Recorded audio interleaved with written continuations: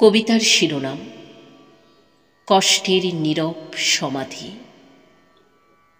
কলমে মাসুদ চাকলা, কণ্ঠে আমি শ্রাবস্তী সূচি। কষ্টেরও কি মৃত্যু হয়, নাকি সে ফিরে আসে নতুন শরীরে, নতুন নামে?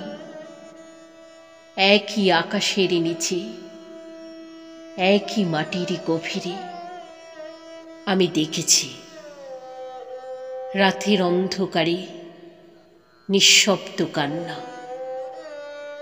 একটা নক্ষত্র চুপ করে খসে পড়ার শব্দ, একটা বাতাস যে বুকের ভেতর অদৃশ্য শেকল বেঁধে রাখে। আমি শুনেছি নিঃস্ব প্রেমিকার অস্ফুট দীর্ঘশ্বাস, বাতাসে ভেসে আসা অপূর্ণ প্রতিশ্রুতি, একটা দরজা যা কোনো দিন খুলবে না। তবু কেউ কি কষ্টের কবর খুঁড়েছে কোনো দিন? কেউ কি দেখেছে কষ্টের শবদেহ কেমন লাগে?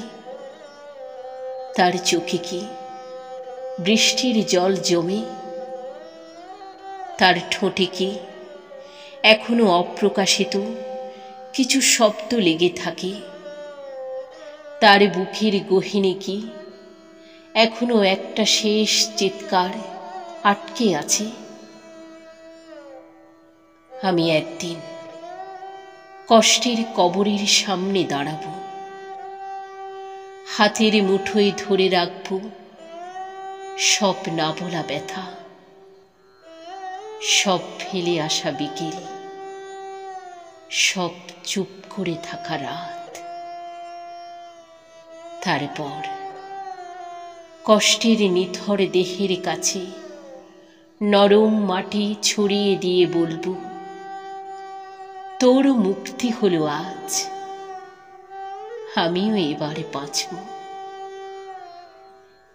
কিন্তু তুই জানিস, তোর মৃত্যুতে আমার বুক ফেটে যাচ্ছে, কারণ তুই ছাড়া আমি কাকে ভালোবাসবো? হ্যাঁ, তোকে তো আমি জন্ম জন্মান্তরে আমার কায়ার সাথে বেঁধে রেখেছি।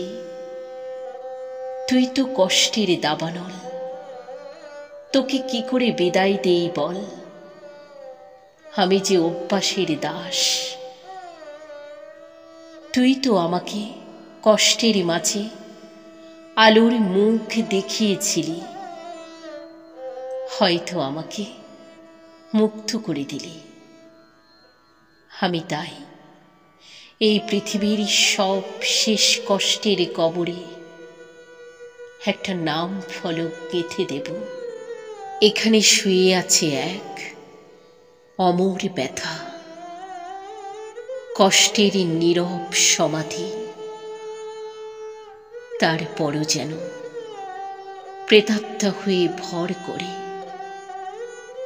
যে বার বার মরে তবু কখনো মরে না।